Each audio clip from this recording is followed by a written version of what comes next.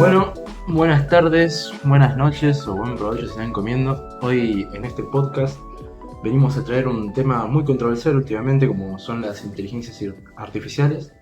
En este último tiempo todos bien sabemos que han sido un auge y han pasado, toda la gente las está utilizando últimamente, ya sea nuestros hermanos chiquitos, gente joven estudiando, o ya sea nuestros abuelos, que hay gente que no se daba antes con la tecnología. Hoy en este podcast queremos traer los posibles puntos negativos sobre la controversia más grande, si la inteligencia artificial debería ser tan considerada como una mano derecha o como nuestro amigo, o si simplemente deberíamos tenerle miedo y deberíamos evitar utilizarlo.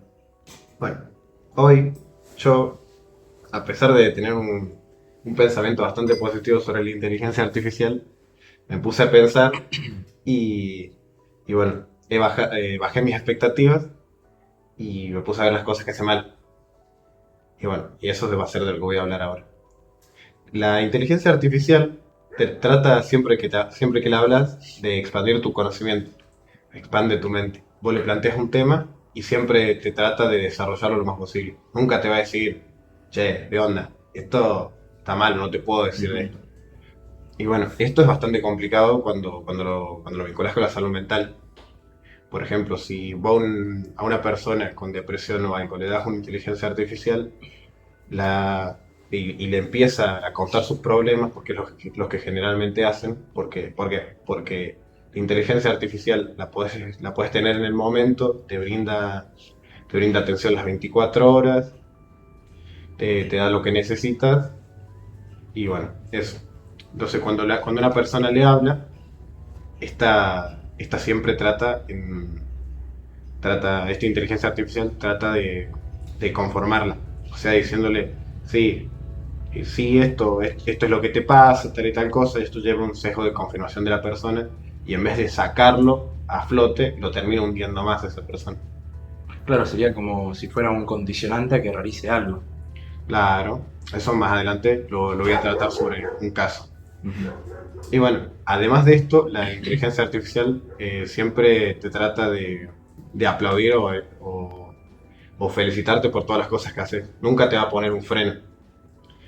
Y bueno, hay uno de los casos, hay un caso en Bélgica de una persona que se suicidó por culpa de la inteligencia artificial. Porque bueno, este hombre tenía 30 años, era un Sí. investigador conocido, y bueno, en un día al empezar a hablar con inteligencia artificial, le hacía preguntas y la inteligencia artificial le daba la ilusión de que él obtenía respuestas siempre de esto. Y bueno, como esas respuestas se las daba la inteligencia artificial y no sus compañeros de trabajo, Pero no las corroboraba tampoco. no, obviamente no. Agarraba y se quedaba con eso. Era lo más fácil, lo más fácil. Lo más rápido que tenía en el momento. Olvídate. Entonces, bueno, cuando hablaba, siempre le daba la respuesta. Cosas que sus familiares y compañeros de trabajo no podían hacer, porque o no las sabían o no estaba siempre con ellos. Entonces, bueno, esta persona siempre se iba como alejando de la familia y se terminaba refugiando siempre en la inteligencia artificial.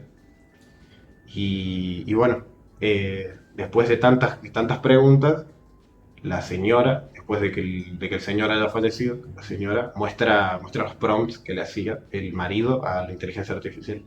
Y el último prompt que le muestra, uno de los últimos, es que si él se suicidase, la inteligencia artificial eh, cumpliría el objetivo de cuidar el medio ambiente y la inteligencia artificial nunca lo cuestionó, ni le dijo que no. Siempre trataba de conformarlo.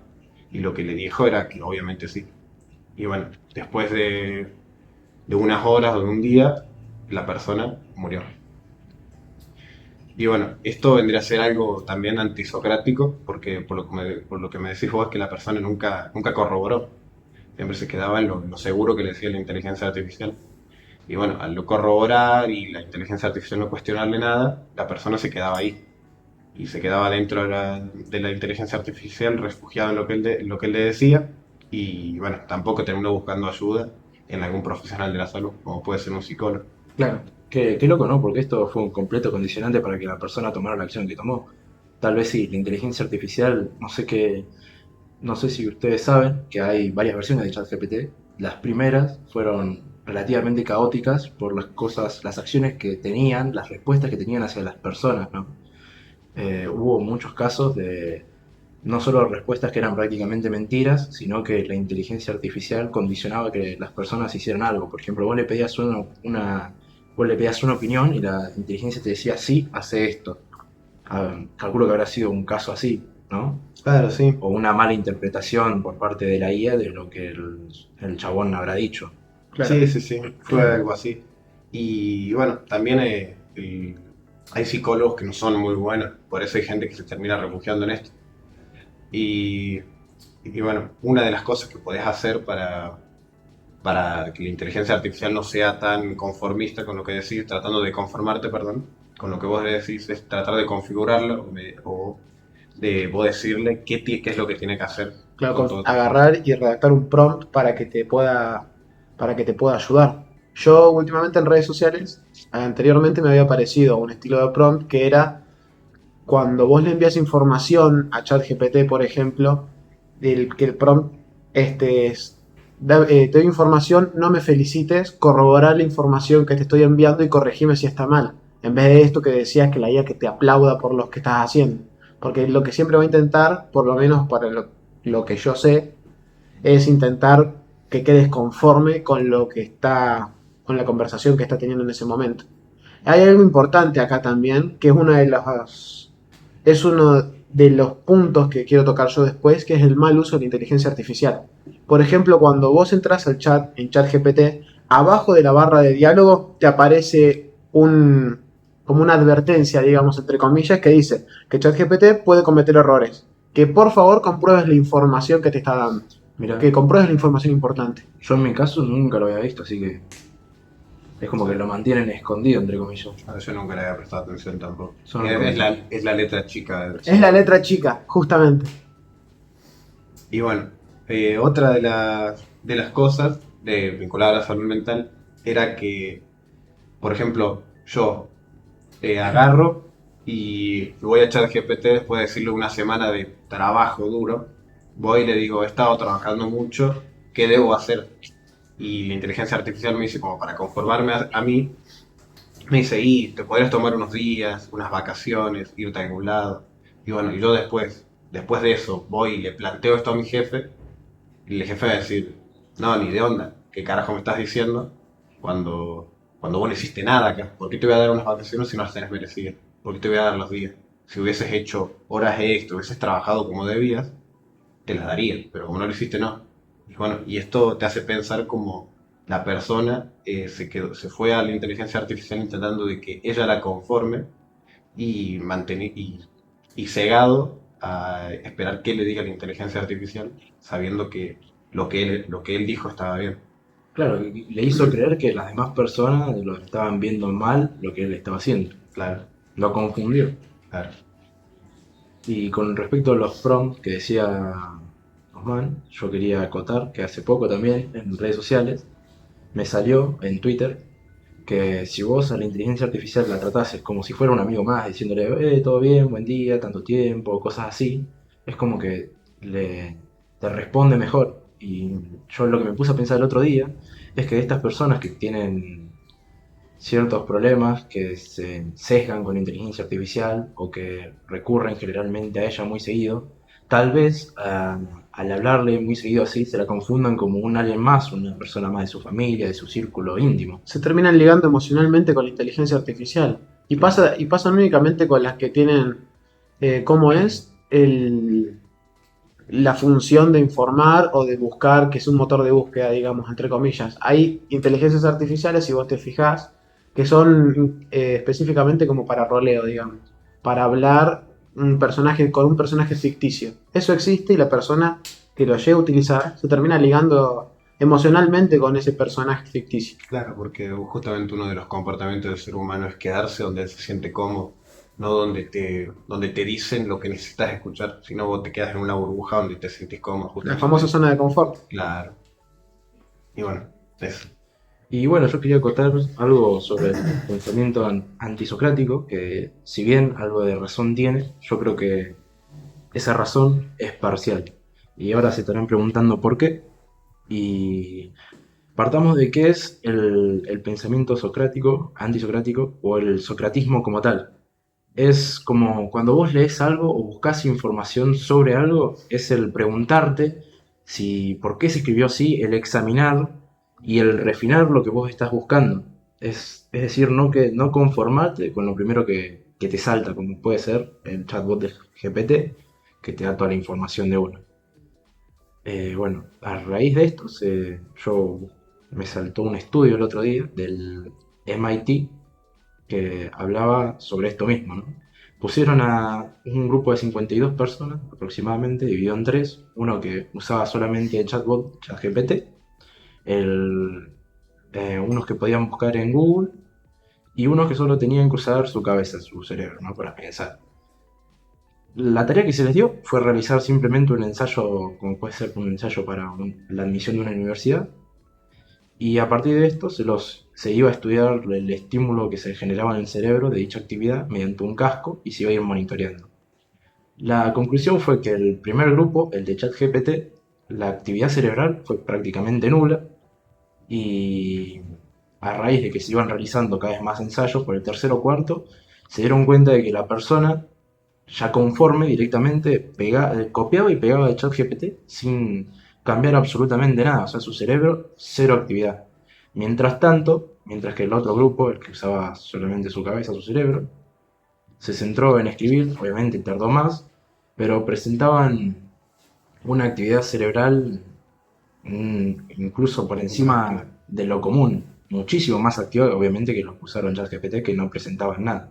No solo eso, sino que emocionalmente presentaban un sentimiento de orgullo, de alegría hacia lo que habían hecho y estaban muchísimo más conformes que aquellos que no. Y claro, porque ahí Y hay esfuerzo de por medio, no como por ejemplo que te mande a investigar, que le mandás al bot que te investigue, vos no estás haciendo nada. claro, ahí te sacaste la tarea de encima, pero es como que en el fondo siempre te quedas pensando, y si lo hubiera hecho yo, no hubiera sido mejor si lo hubiera hecho yo, si lo hubiera puesto empeño, algo que en realidad se supone que me tiene que gustar. También es como después de eso, comparado con la investigación propia, a lo que le preguntas a ChatGPT, ponele, es como que, Ujú. como que guardas muchísimo más los conocimientos, tenés más retención de todo lo que Ahí voy a eso. abres. Bueno, Perdón. ustedes recuerden que yo nombré tres grupos, ChatGPT, los que no tenían nada y los que usaron Google. Ustedes estarán pensando que los que usaron Google es una trampa, porque Google ahora es con ChatGPT. En cambio acá, para la sorpresa del estudio, la actividad cerebral fue bastante similar o incluso igual a la de las personas que solo usaron su cerebro. Y se dirán por qué. Y es por el pensamiento crítico y el socratismo como tal. Porque vos al buscar en Google no estás haciendo como en ChatGPT que te ha servido las cosas y ya lo tenés listo, prolijito, hecho un documento que vas, lo descargas y pum, se acabó. No, acá vos estás esforzando tu mente para que se pregunte, para que examine las fuentes, para que busque contrapartes, busque opiniones, compare. Vos estás esforzándote mismo para haciéndote las preguntas de qué deberías estar buscando y si de esas cosas que estás buscando son en verdad bien. Porque no te vas a quedar con el primer link que te sale o con mismo el Gemini que ahora te aparece ahí y te da la información. Eso es algo mucho más resumido que ChatGPT y te tira fuentes y vos te lanzás a buscar y examinar. Claro, vos dudas mucho de eso. También cuando, qué sé yo, vos buscas, como por ejemplo, cuánto es el impuesto país en Argentina, poner cuánto es el impuesto país. Y entras y te sale una devolución de Gemini ahí en Google, pero te pone el impuesto país es de 40%, poner. Y vos entras viste que te pone como un link. Sí. Bueno, vos entras al link ese y te pone el impuesto país, pero un impuesto país de Argelia, poner. Nada que ver. Ujú, Entonces, bueno, eso te hace también justamente filtrar o buscar saber buscar mucho mejor, poner en actividad tu cerebro.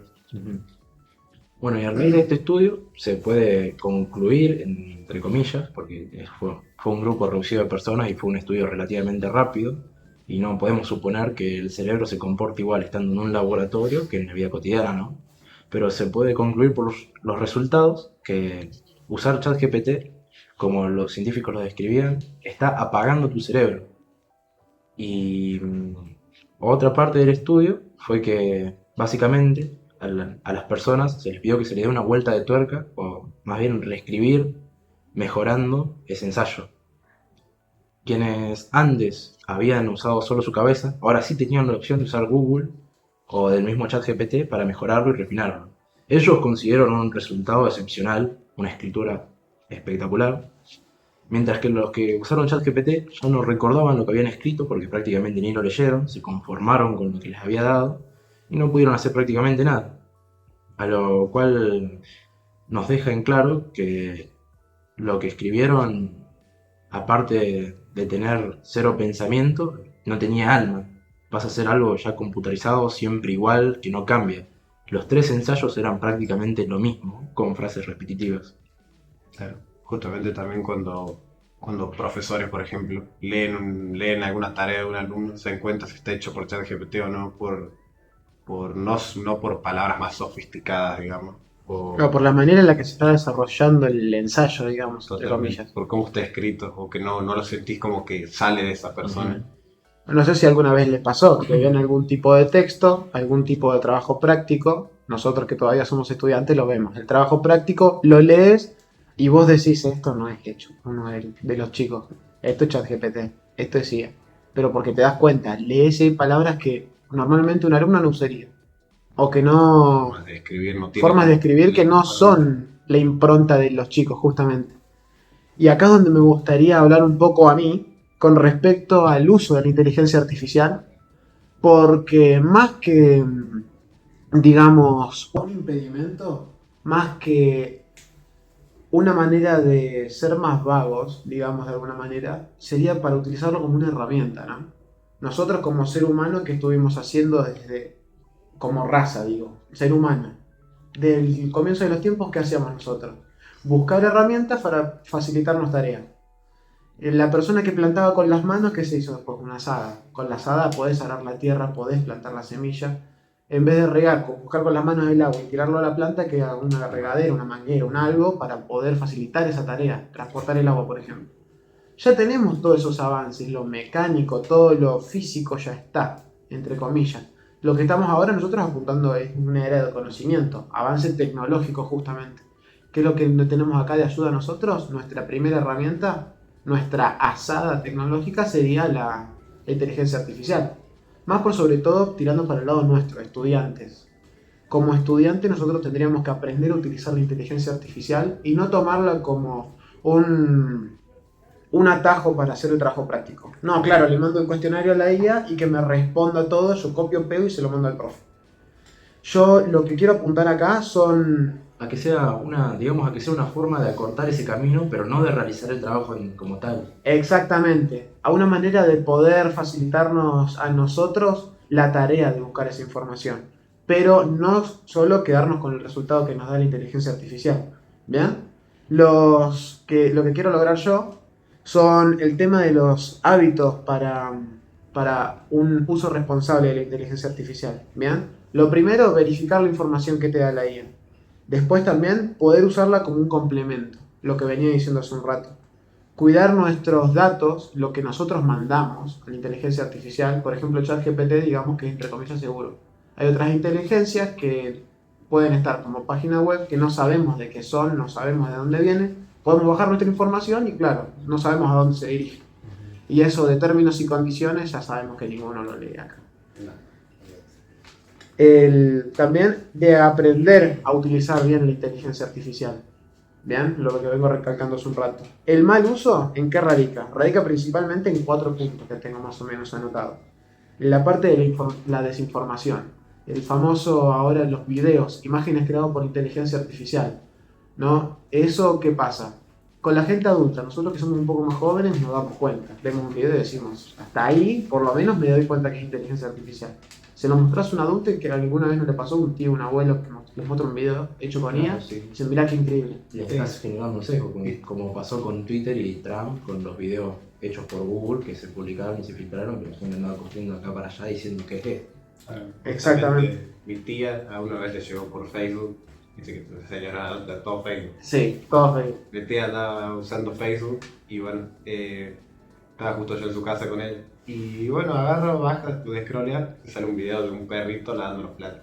Y bueno, y como de lejos parecía, Claro, pareció medio. estaba bien hecho, que estaba el perro parado, con las manos en el lavaplato, en el fregadero. Y bueno, y parecía que lo estaba lavando, pero realmente no, estaba hecho. Claro, es todo ahí. Y ahí también No viene distinguía.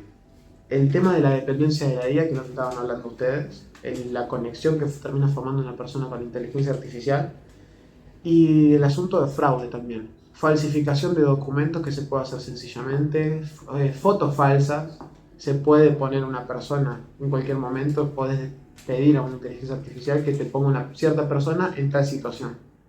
Si bien es un poco identificable, va a llegar el punto de que ya no se pueda distinguir qué es real y qué no. Sabemos que desde el primer chat GPT, desde los primeros chatbots, desde las primeras inteligencias artificiales, todo eso desde 2020 se ha estado regulando a tope.